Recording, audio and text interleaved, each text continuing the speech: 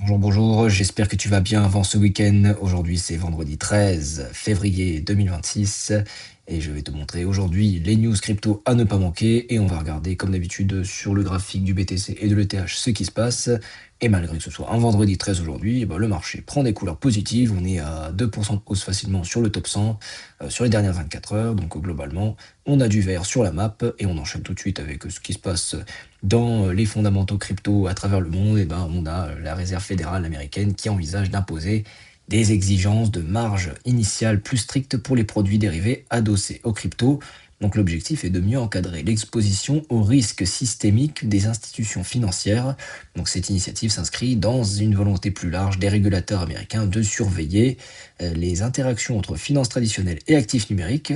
Donc tout ça pour dire qu'un renforcement des exigences de marge pourrait réduire l'effet de levier disponible sur les marchés crypto institutionnels, et ce qui pèserait à court terme sur la liquidité et la volatilité, mais renforcerait la crédibilité du secteur sur le long terme. Un sénateur démocrate clé pousse activement pour faire avancer un projet de loi structurant sur les cryptos.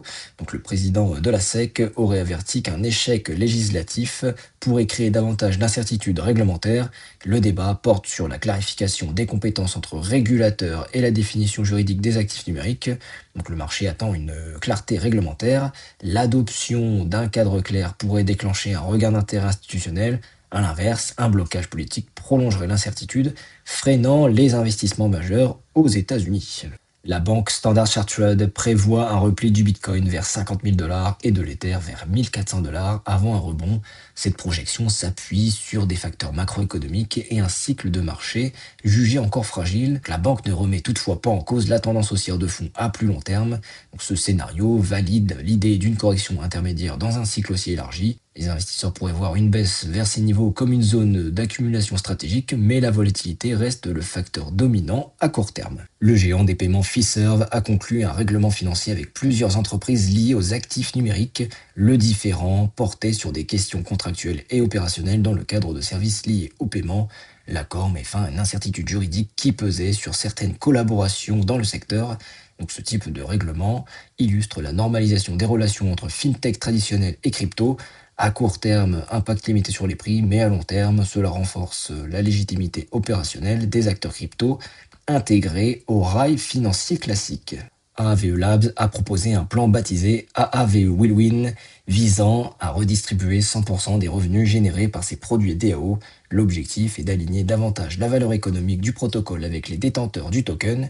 Cette initiative pourrait transformer la structure d'incitation et renforcer la gouvernance communautaire. Donc si c'est adopté, cette mesure pourrait devenir un précédent majeur en DeFi. Cela pourrait soutenir la valorisation du token AAVE, mais pose aussi la question de la soutenabilité financière à long terme pour l'équipe de développement. Espresso Network a lancé son token ESP avec un airdrop représentant 10% de l'offre totale. Le projet intervient dans un contexte de débat intense autour de l'architecture et de la coordination des Layer 2 sur Ethereum. Espresso ambitionne d'améliorer l'interopérabilité et la finalité des transactions entre solutions de seconde couche. Et les airdrops attirent de la liquidité opportuniste à court terme, mais le véritable enjeu est stratégique. La fragmentation des Layer 2 devient un thème clé. Les infrastructures capables d'apporter cohérence et sécurité pourraient capter une prime de valorisation dans les prochains cycles.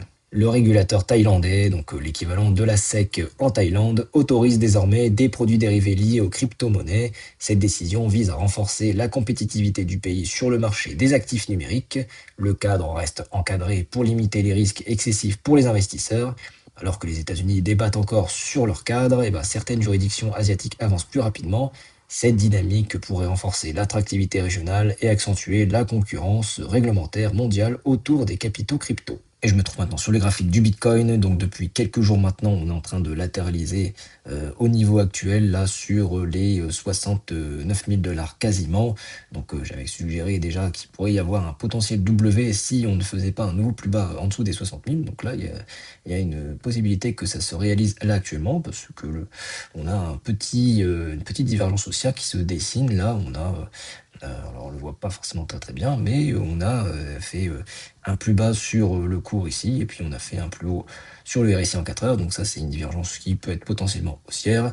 Donc, là, on peut avoir un rebond et si on veut que le W se réalise et ben, il faudrait, passer et breaker, le plus haut qu'on a eu ici à 72 232 à peu près et qu'on ait, un peu de volume pour avoir les objectifs vers les 82 000 de mémoire. Donc, voilà, pour rappel, on prenait la hauteur du W ici, et puis vous le reportez à la potentielle sortie qui se trouve à peu près là.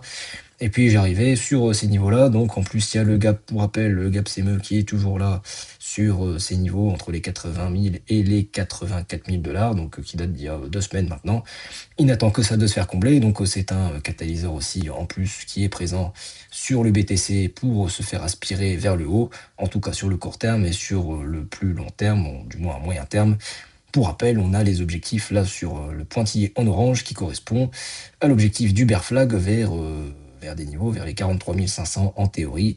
Donc ça, c'est une possibilité plus tard, mais là, sur le court terme, on pourrait avoir un rebond qui perdure. Et sur le TH, c'est une configuration identique. On a aussi une espèce de W qui peut se produire si on ne passe pas en dessous du précédent plus bas que l'on a eu ces quelques jours. Donc là, le plus bas qu'on a eu, c'était vers les 1750 environ.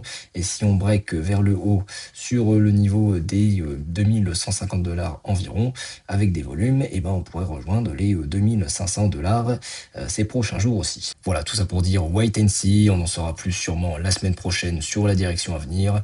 En tout cas, si le contenu t'a plu, mets un petit like sur la vidéo, ça fait plaisir et ça encourage mon travail.